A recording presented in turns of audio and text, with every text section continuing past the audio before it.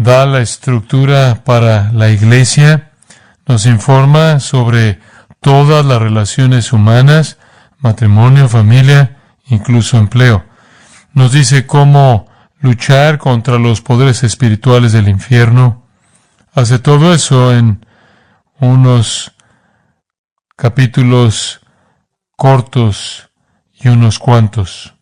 Entonces, a medida que leemos el libro de Efesios, la realidad es que este libro, versículo a versículo, se vuelve un punto de partida para explicar muchas otras cosas. De hecho, usted no podría leer la declaración "nos escogió" sin que eso lo forzara a usted a responder las preguntas inmediatas. ¿Qué significa eso?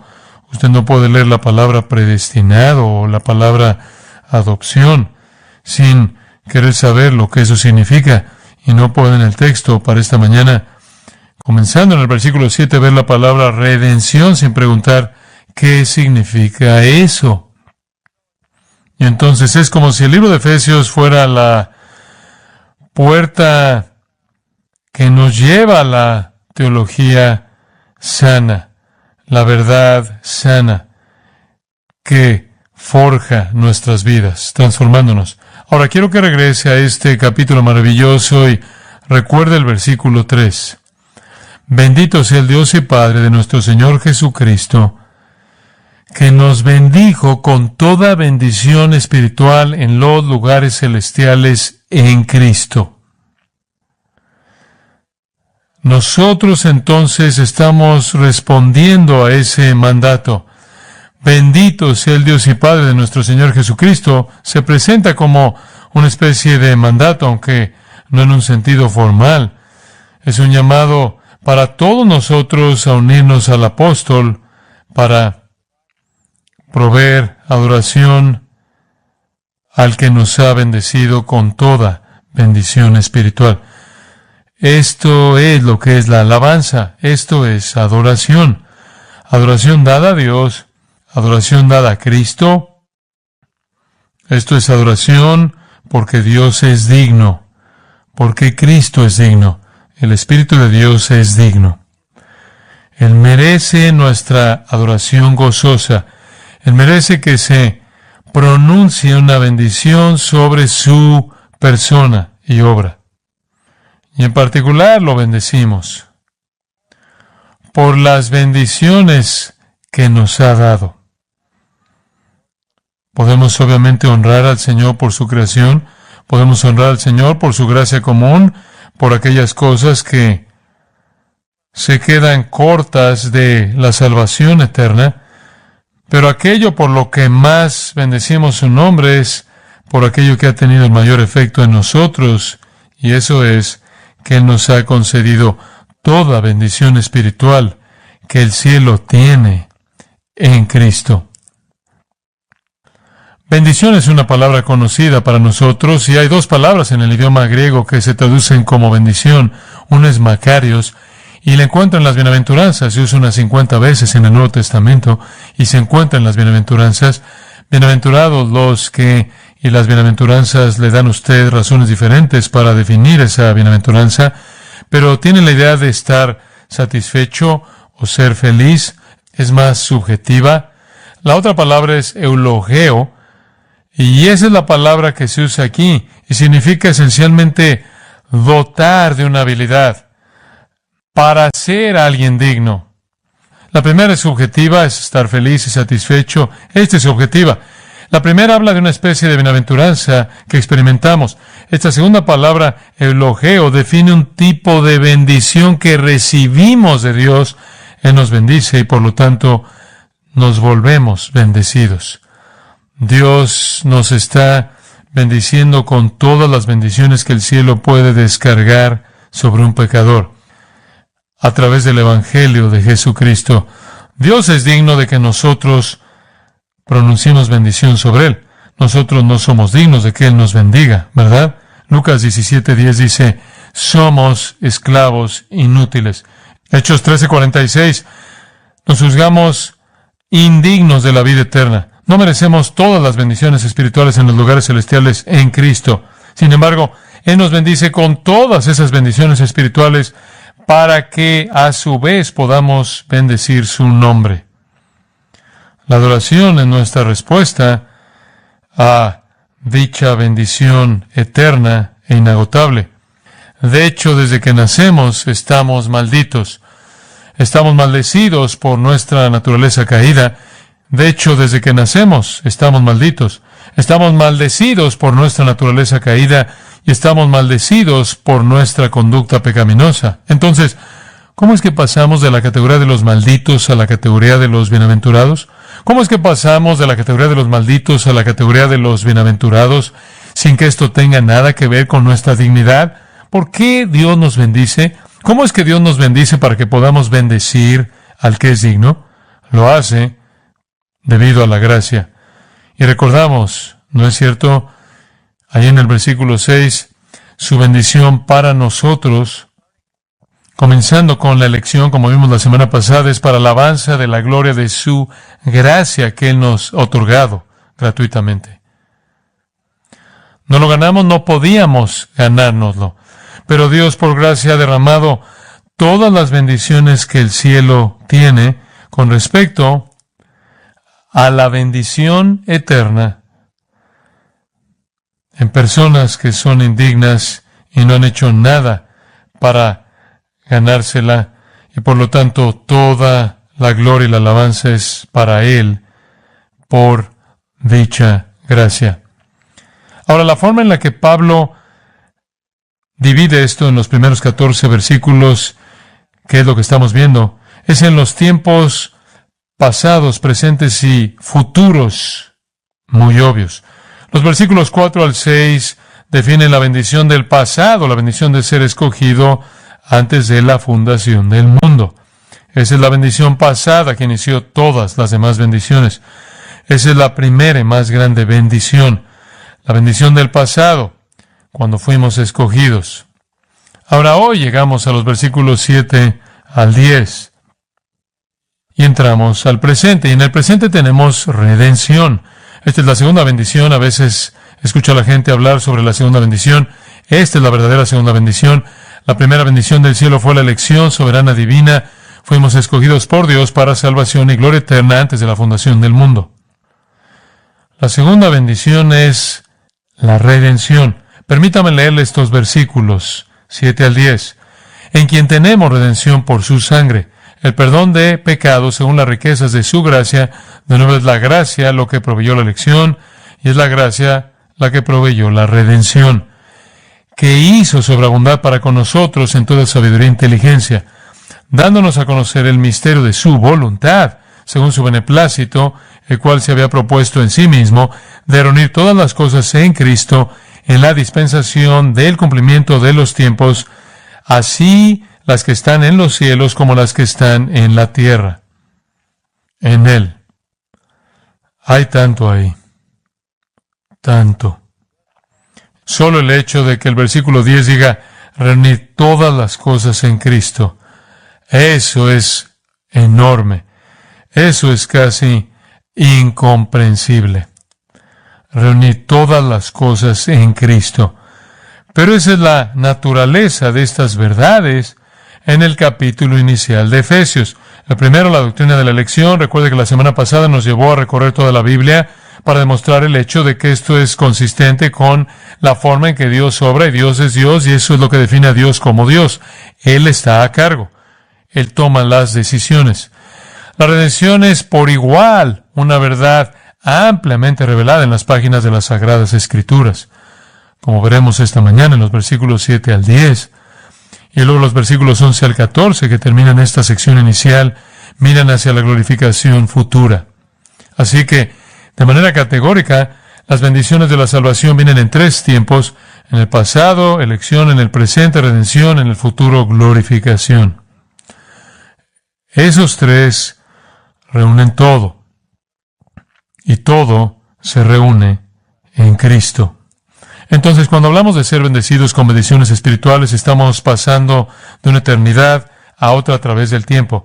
Nuestras bendiciones son así de vastas, así de completas. Y esas son todas las bendiciones que posiblemente puede haber. Todo lo que verdaderamente es espiritual, de manera justa, todo lo que es verdaderamente celestial, todo lo que Dios puede conceder de la eternidad a la eternidad, pasando por el tiempo, nos es dado en Cristo. Entonces, cuando usted dice que está en Cristo, que es cristiano, esto no es una parte de su vida. Esta es su existencia. Esto es lo que más lo define usted. Y si no es lo que más lo define a usted, entonces hay razones para pensar que usted podría pensar que es cristiano, pero no lo es. Ahora, Pablo no se centra en lo subjetivo de ser feliz y satisfecho, como dicen las bienaventuranzas. Se centra en lo objetivo, no en lo que experimentamos, sino en lo que Dios nos ha dotado, Dios nos ha concedido para hacer de nuestras vidas todo lo que Dios quiere que sean. Estos son regalos del cielo que conducen a nuestra gloria definitiva y el cumplimiento eterno del plan de Dios. Si usted es un creyente, usted está en la parte media de esta obra que va de la eternidad a la eternidad por parte de Dios. Usted está en el proceso de experimentar la redención que va a llevar a la glorificación. Hemos sido escogidos y después, versículo 7, tenemos redención. Ahora permítame hablar sobre la redención, comenzando a un nivel bastante amplio. Todas las religiones existen con el propósito de algún tipo de redención. Todas las religiones. Ese es el punto de venta de la religión. La religión asume que usted le tiene miedo a alguna deidad. Y la religión le ofrece a usted algunos medios para estar del lado bueno de esa deidad o estar del lado bueno de ellos, en el caso de muchos dioses. El propósito entero de la religión es definir su vida de tal manera que esté destinada a pacificar a la deidad, a abrirle un camino para que usted pueda pasar de no gozar del favor de la deidad a pasar a un punto en el que goza del favor de la deidad, para sacarlo de debajo de su hostilidad, de debajo de su ira, su enojo, incluso moverlo de la indiferencia a cierto nivel de interés. Entonces, todas las religiones asumen la deidad y asumen que usted está vinculado a esta deidad en el sentido de que la deidad lo va a tratar favorablemente en la vida o en la muerte, o no lo es. Y la religión es simplemente un mecanismo, no solo ideado por humanos, aunque los humanos están involucrados en su diseño, sino ideado satánicamente para hacerle pensar a usted que, sea cual sea la deidad que esté usted adorando, puede ser pacificada por sus propias obras buenas. Todas las religiones asumen una deidad a la que se debe temer. Todas las religiones asumen una deidad que se siente ofendida, si no personalmente, no obstante ofendida. De alguna manera, entonces, usted tiene que reconciliarse. De alguna manera, usted tiene que ser redimido de su condición de uno que está bajo juicio. Entonces, la reconciliación o la redención es la esencia de la religión. Toda religión. Universalmente, en todas las religiones, el que ofendido a la deidad debe encontrar una manera de ser redimido, de reconciliarse, de evitar la ira de la deidad. Universalmente, en todas las religiones, el pecador ofensor debe, por sus propios esfuerzos, hacer una expiación aceptable para ganarse el mérito que cancela el pecado, quita la ofensa y la culpa y trae redención. Ahora estoy desarrollando eso, una oración a la vez. Universalmente, entonces, en todas las religiones, el mérito que gana la redención es realizado por el pecador, el ofensor, por buenas obras, acción moral, por rituales religiosos, por restitución, reparaciones, autohumillación, sacrificio, sea lo que sea, ya sea moral o ceremonial. Le corresponde al ofensor encontrar una manera de convertir la hostilidad de la deidad en favor. Si usted es musulmán, y es un musulmán serio en el Medio Oriente, usted probablemente ha llegado a estar convencido de que una forma segura de hacer eso es matar a los infieles. Cualquier cosa que se quede corto de eso no le dará a usted la sensación de que se ha ganado su favor. Así es como se estructuran básicamente todas las religiones del mundo. Puede cambiar los nombres, pero así es como están estructuradas. El cristianismo, por otro lado, la única religión verdadera del único Dios verdadero, dice esto: el pecador no puede hacer nada para redimirse a sí mismo. El pecador no puede hacer nada para cambiar su condición. El pecador no puede hacer nada para moverlo de la ira y el juicio, el enojo de Dios al favor de Dios. Y no importa lo que haga, incluso su justicia, dice Isaías, son trapos de inmundicia. Y además, Jesús afirmó la incapacidad del ofensor para cambiar su condición, su estatus, porque Él dijo que el estándar es la perfección.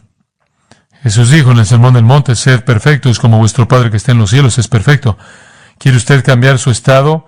¿Quiere cambiar usted su estatus con el Dios verdadero? Sea perfecto. Bueno, eso no es posible. Ninguna cantidad de buenas obras, ninguna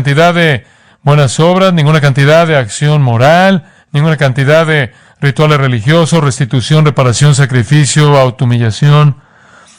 Nada de eso, todas juntas, puede proveer mérito que le gane a usted favor con Dios.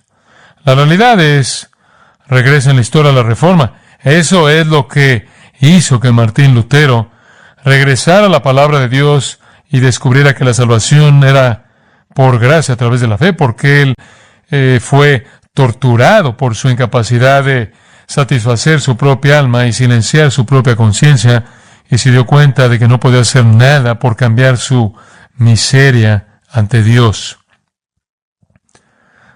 El estándar de Dios de justicia perfecta y la injusticia total del hombre elimina cualquier posibilidad de redención por mérito. Solo para ver eso, ve el capítulo 2 de Efesios. Y obviamente entraremos en esto a detalle. Estabais muertos en delitos y pecados. Ese es el problema. No tiene capacidad alguna de cambiar nada porque está muerto. No hay poder en una persona muerta. Usted estaba muerto.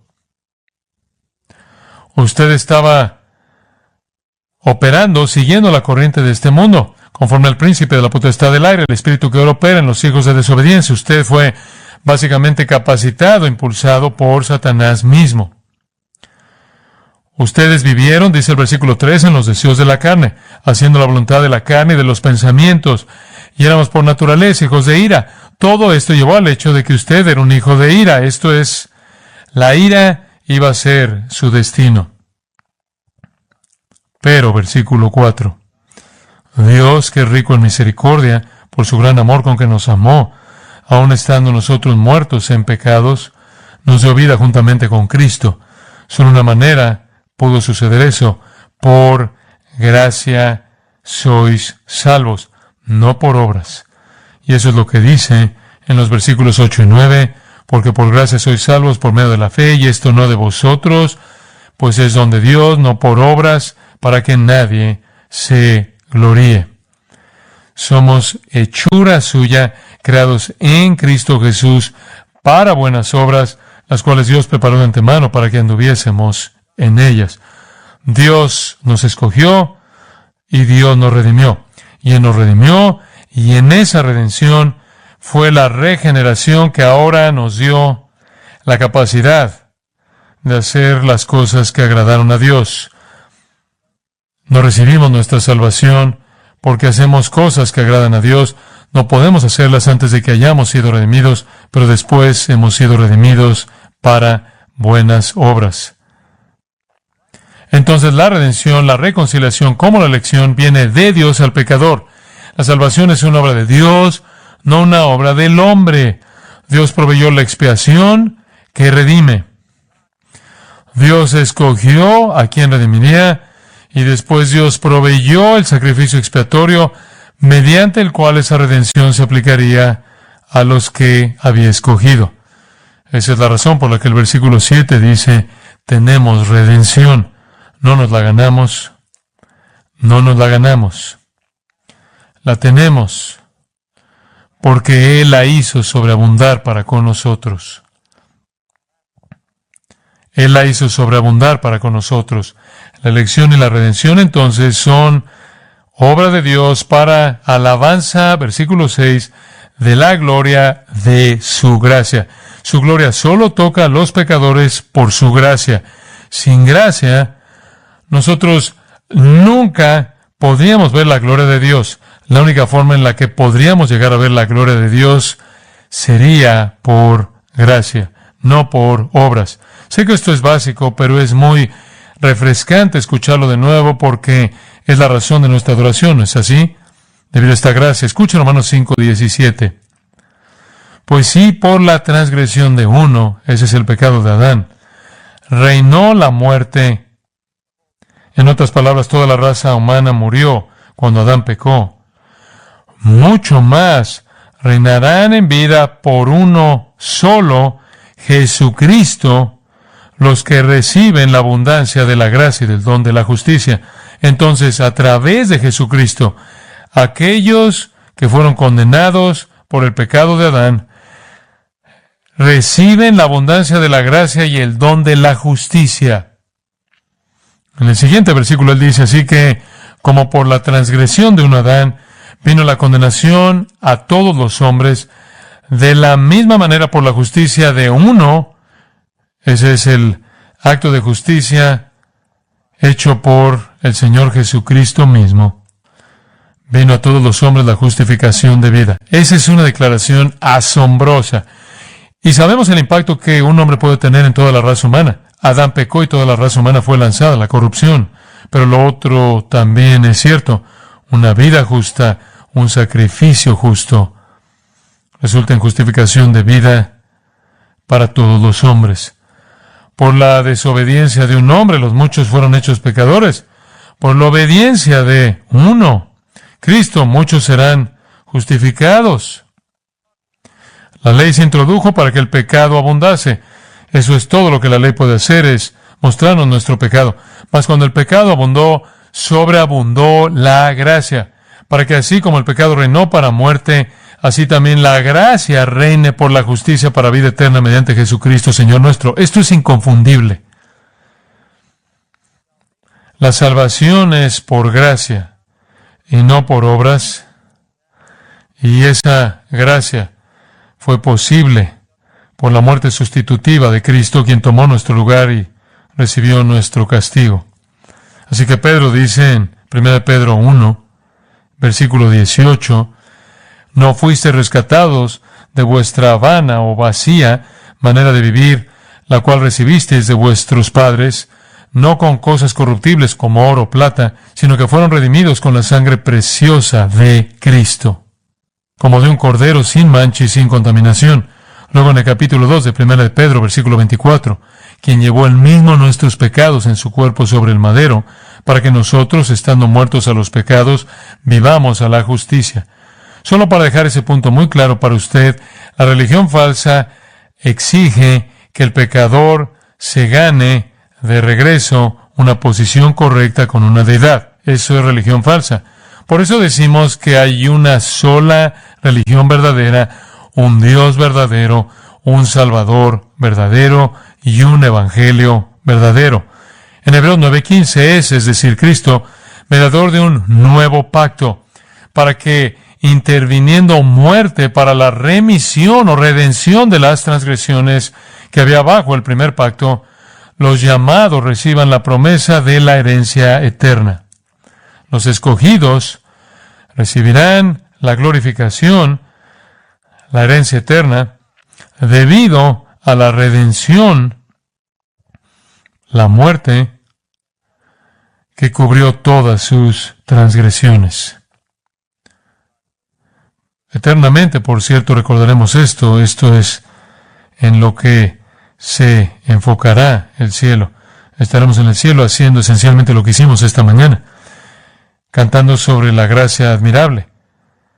cantando sobre la salvación que nos fue dada en Cristo. Entonces, la redención, solo estoy tratando de darle el panorama general, es la obra de Dios mediante la cual Él mismo ofrece a su Hijo como precio de rescate por el pecado que ha indignado su santidad, y como Él escogió el sacrificio, Él escogió la expiación satisfactoria. Cuando Cristo murió, el Padre quedó satisfecho y el pago se hizo en su totalidad, y ese pago redimió a todos los que pertenecen a Dios. De regreso a Levítico 25, una parte interesante de la presentación de la ley por parte de Dios, cuando un israelita se volvía tan pobre que no le quedaba nada más que venderse a sí mismo como esclavo en alguna forma de esclavitud. La ley de Dios hizo provisión para que su familia lo redimiera de la esclavitud, pagando un precio. De manera similar, todos estamos esclavizados al pecado. Estamos en bancarrota. Y Cristo ha pagado el precio para redimirnos. Por eso Marcos 10:45 dice, Dios su vida en rescate por muchos. Ahora la gente pregunta a menudo, ¿a quién se pagó el rescate? ¿A quién se pagó el precio de redención? Y ha habido una serie de sugerencias. Creo que es bastante obvio. El rescate fue pagado a Dios. Dios fue el ofendido, ¿verdad? Dios es quien exigió el pago. Dios es quien eligió a Cristo. Dios es quien predeterminó que moriría, según el libro de los Hechos. Dios escogió los medios de expiación. Dios escogió a la gente de la expiación, su Hijo. Dios escogió la extensión o el alcance de la expiación, la nivelación de todo juicio contra todos los que alguna vez creerían y todos sus pecados en el sustituto. El que inició la necesidad de la redención es Dios, porque fue Dios quien maldijo a la humanidad. Regresa a Deuteronomio 27 y lea todas las maldiciones, maldición tras maldición tras maldición, impuestas sobre el pueblo por Dios mismo. Es Dios quien es el juez, es Dios quien es el verdugo, es Dios quien destruye tanto el alma como el cuerpo en el infierno, es Dios quien tiene que ser satisfecho, es Dios quien escoge los medios de expiación y el agente de la expiación. Esta es la obra de Dios.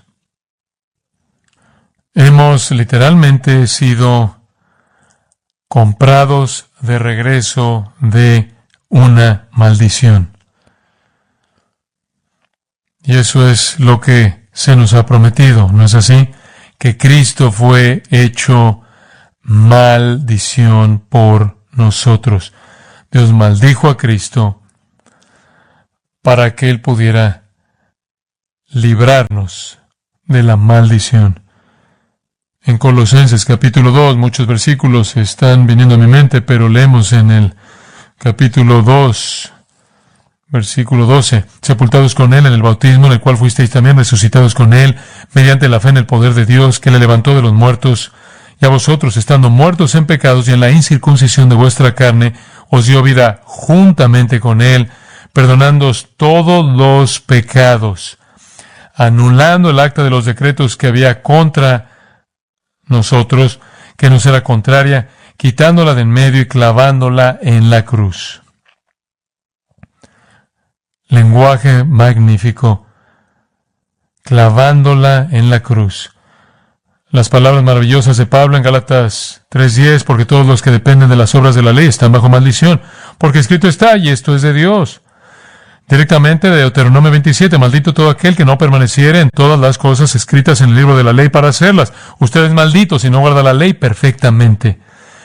Y que por la ley ninguno se justifica para con Dios es evidente, porque el justo por la fe vivirá. Si usted pudiera ser justificado por la ley, no tendrá que vivir por la fe para ser justificado. No obstante, la ley no es por fe. Por el contrario, el que hiciera estas cosas vivirá por ellas. Cristo nos redimió de la maldición de la ley, hecho por nosotros maldición, porque escrito está, maldito todo el que es colgado en un madero, y que Cristo se volvió la maldición por nosotros. Nuestra condición es tan profunda que en Juan 8:34 se nos identifica como esclavos del pecado. Romanos 6:17, esclavos del pecado, nuevamente. Romanos 7:14, en esclavitud bajo el pecado. Romanos 8:21, esclavos de la corrupción. En esta condición, no podemos hacer nada por agradar a Dios. Solo Dios puede determinar una expiación que sea satisfactoria. Tito 2:13, aguardando la esperanza bienaventurada y la manifestación gloriosa de nuestro gran Dios y Salvador Jesucristo. Después, versículo 14, quien se dio a sí mismo por nosotros para redimirnos de toda iniquidad y purificar para sí un pueblo propio celoso de buenas obras.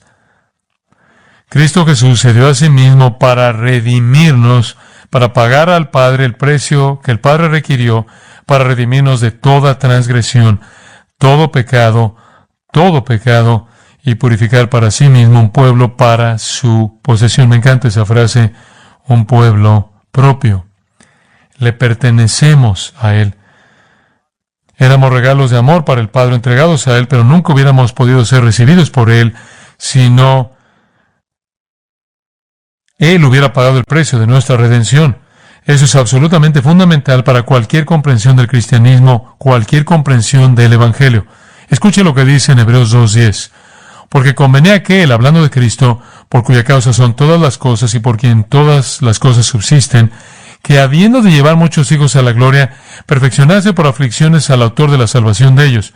Porque el que santifique, los que son santificados, de uno son todos, por lo cual no se avergüenza de llamarlos hermanos. Entonces, ¿cómo pasamos de ser odiados por Dios y enemigos de Dios a ser hermanos de Cristo?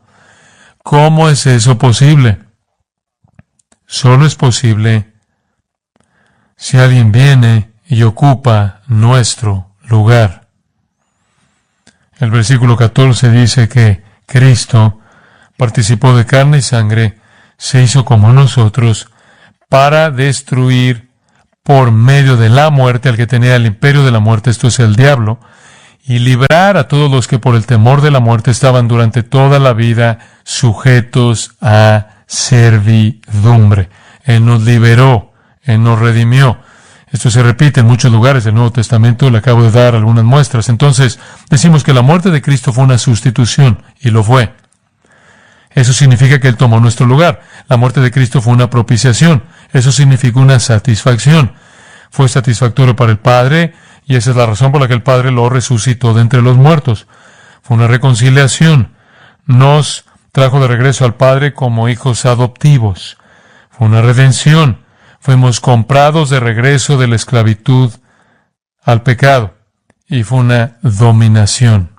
No escucho que la palabra dominación se use lo suficiente al hablar de la muerte de Cristo, pero la muerte de Cristo fue el dominio sobre todo pecado, todas las fuerzas del mal. Nos liberó. Nos puso en una posición en la que Dios no nos toma en cuenta nuestros pecados en absoluto. Fueron pagados en Cristo. Entonces la obra de redención llega a aquellos que fueron escogidos. Vimos eso la semana pasada en Juan 6 y Juan 17. El Padre da a los escogidos al Hijo. El Hijo proporciona el precio de redención para redimirlos y hacerlos su propia posesión. Solo ampliando eso un poco para que quede claro, el antiguo pacto solo podía condenar. Eso es lo que hace la ley, solo condena. Y todos los sacrificios de sangre no cambiaron eso. Todos los sacrificios de sangre que ocurrieron a lo largo de toda la historia de Israel hasta la muerte de Cristo nunca podían traer redención, nunca traer perdón, nunca traer satisfacción. No podían propiciar, no podían sustituir, no podían dominar, no podían reconciliar, no podían redimir y no podían proveer adopción. Pero el nuevo pacto en mi sangre, como Jesús lo describió en Lucas 22:20,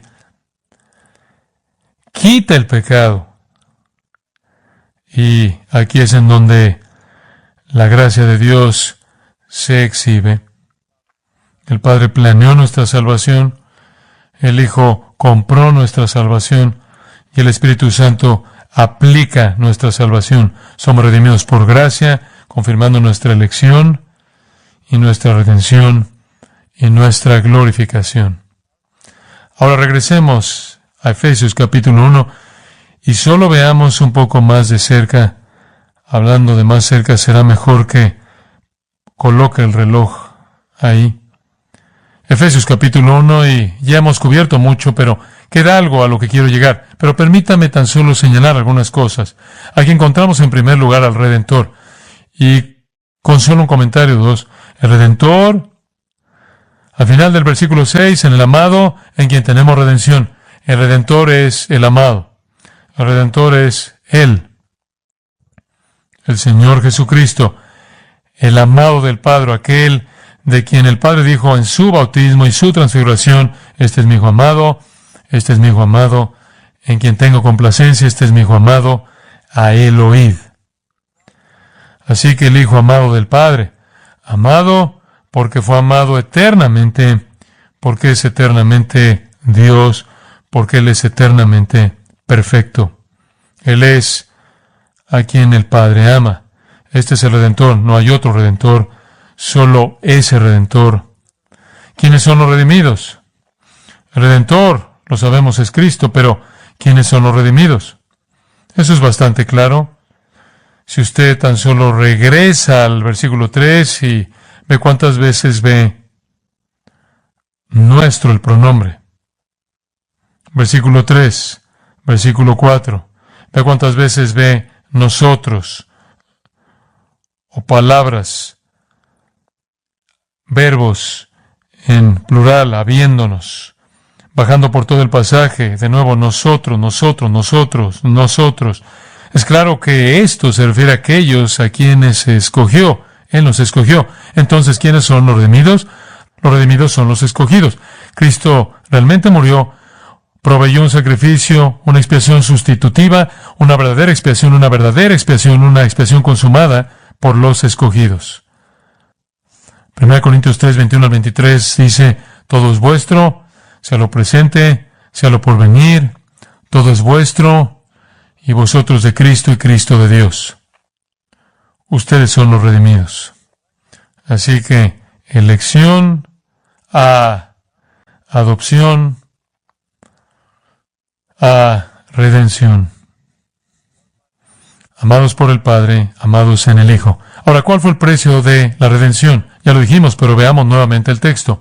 Por su sangre, simplemente refiriéndonos a su muerte. No tomaré tiempo para explorar eso, es obvio. Hebreos 9:22, sin derramamiento de sangre no hay remisión, perdón. Entonces, a través de su sangre es una metonimia para la muerte. No significa que hay algo sobre el fluido que salvó, fue en su muerte a la que básicamente se hace referencia al referirse a la sangre. Romanos 3:23, por ejemplo, dice, por cuanto todos pecaron y están destituidos de la gloria de Dios, siendo justificados gratuitamente por su gracia, mediante la redención que es en Cristo Jesús, a quien Dios puso como propiciación en su sangre o en su muerte sacrificial. El Redentor es el amado, los redimidos son los escogidos, y el medio de redención es el sacrificio de Cristo. Entonces, mediante su muerte, el Hijo compró la redención de los escogidos de Dios para llevarlos a la santidad, a ser hijos y a su presencia para siempre, para que fueran posesión de Dios, que se usa ahí en el versículo 14. Ahora quiero hablar por tan solo unos momentos sobre los resultados redentores. Los resultados redentores, el versículo 7 nuevamente, el perdón de pecados. Bien sabemos sobre eso. Hemos hablado mucho sobre eso. Jesús en la última cena, Mateo 26-28, cuando iba a mostrarles que dedicaran su atención regular a la cruz mediante la copa y el pan, dijo acerca de la copa, esto es mi sangre del pacto, que por muchos es derramada para remisión de los pecados. Entonces sabemos que esa es la primera gran realidad. El Antiguo Testamento incluso habla del perdón de Dios. El Salmo 103 dice que Él perdona cuanto está lejos el oriente del occidente. Isaías 44 dice que Él perdona para que el pecado sea borrado como si estuviera escondido en una densa nube o una densa niebla. Jeremías 31 dice que Dios ya no recuerda sus pecados. Miqueas 7 dice que fue arrojado a las profundidades del mar. El perdón de Dios es un perdón total y completo. Hechos 13, 38 y 39. Por medio de Él se os anuncia el perdón de pecados y que de todo aquello de que por la ley de Moisés no pudisteis ser justificados, en Él es justificado todo aquel que cree. No puede usted estar bien con Dios por las obras, pero como dice Efesios 4:32, Dios en Cristo lo ha perdonado. Romanos 8:1, ahora pues ninguna condenación hay para los que están en Cristo. Solo un recordatorio de que es impopular, sin duda, quizás lo más impopular de todo en este mundo, impopular, inaceptable decirle a las personas que son pecadores condenados camino al infierno eterno, a menos de que se vuelvan a Cristo en arrepentimiento y fe para recibir a Dios, el perdón de Dios. Pensaría que será un mensaje maravilloso, a menos de que se dé cuenta de que los pecadores protegen su sentido de bondad y no les gusta admitir su condición verdadera.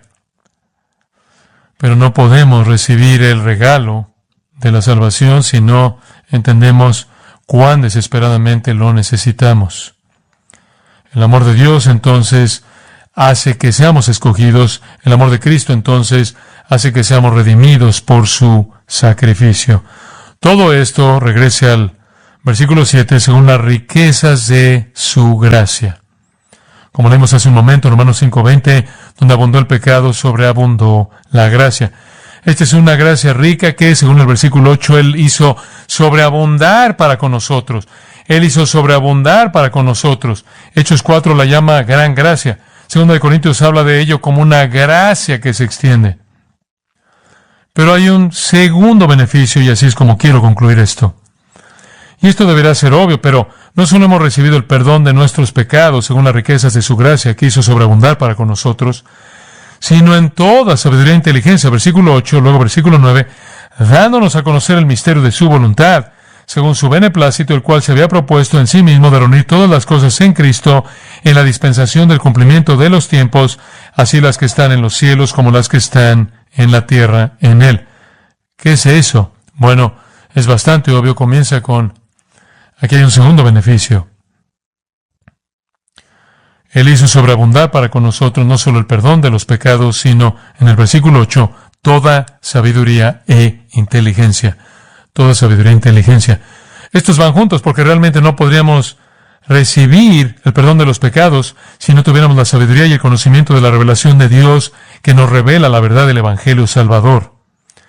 El perdón de los pecados solo está disponible para aquellos que entienden que eso es lo que ofrece la Escritura. Ese es el Evangelio. En el capítulo 3, versículo 8 de Efesios, Pablo dice, a mí que soy menos que el más pequeño de todos los santos, me fue dada esta gracia de anunciar entre los gentiles el Evangelio de las inescrutables riquezas de Cristo y de aclarar a todos cuál sea la dispensación del misterio escondido desde los siglos en Dios, que creó todas las cosas, para que la multiforme sabiduría de Dios sea ahora dada a conocer por medio de la Iglesia a los principados y potestades en los lugares celestiales. Pablo dice, miren, Dios me dio el mensaje de las insondables riquezas de Cristo para que pudieran ser traídas a la luz, para que la sabiduría manifiesta, la multiforme sabiduría de Dios se conocieran en la Iglesia y por medio de la Iglesia. Así que simplemente existe esta idea simple. Dios le dio una revelación a Pablo y Pablo pasó esta revelación y fue recibida por aquellos a quienes se les había dado la capacidad de entenderla. El hombre natural no percibe las cosas de Dios, dice Pablo a los Corintios, pero la redención le concedió a usted y a mí toda sabiduría e inteligencia. Esa es una declaración sin reservas. Toda sabiduría e inteligencia. Usted recuerda atrás en Mateo 11:25, Jesús hablando con sus discípulos, ninguno de los cuales era parte de la élite religiosa, y le dijo al Padre con respecto a ellos, te alabo, Padre, Señor del cielo y de la tierra, porque escondiste estas cosas de los sabios y de los entendidos y las revelaste a los niños. La revelación divina no llega a quienes son inteligentes. Pablo dice en 1 Corintios capítulo 1 que los sabios no tienen acceso a la verdad divina. Pero nosotros sí. Lo que es misterio para todos los demás está claro para nosotros. Escuche 1 Corintios 2:6. Hablamos sabiduría entre los que han alcanzado madurez, y sabiduría no de este siglo, ni de los príncipes de este siglo que perecen. Mas hablamos sabiduría de Dios en misterio. Todavía es un misterio para ellos. La sabiduría oculta, la cual Dios predestinó antes de los siglos para nuestra gloria, la que ninguno de los príncipes de este siglo conoció. Nadie lo entiende. pero Dios nos la reveló a nosotros por el Espíritu. Primera de Juan dice que tenemos una unción de Dios, nos enseña todas las cosas. Entonces, no solo tenemos la bendición de tener el perdón de los pecados, sino que junto con eso tenemos la capacidad de entender toda la sabiduría y toda la inteligencia de la revelación de Dios. Es por eso que Pablo dice en 1 Corintios 1:30, Cristo se ha vuelto para nosotros sabiduría de Dios. Conocemos a Cristo y en Él todos los tesoros de la sabiduría y el conocimiento están ocultos del mundo, pero se nos han revelado. Dios nos ha bendecido con toda bendición espiritual. Nos escogió, nos adoptó, nos redimió, hizo sobreabundar para con nosotros perdón. Y ahora se nos ha dado sabiduría e inteligencia para comprender y creer la historia completa del Evangelio y todo lo que ha sido revelado desde el cielo en las Sagradas Escrituras. No solo tenemos el conocimiento profundo del Evangelio Salvador, sino que además, vea los versículos 9 y 10, solo por un momento, dándonos a conocer el misterio de su voluntad, según su beneplácito, el cual se había propuesto en sí mismo de reunir todas las cosas en Cristo, en la dispensación del cumplimiento de los tiempos, así las que están en los cielos como las que están en la tierra, en Él. ¿Sabe?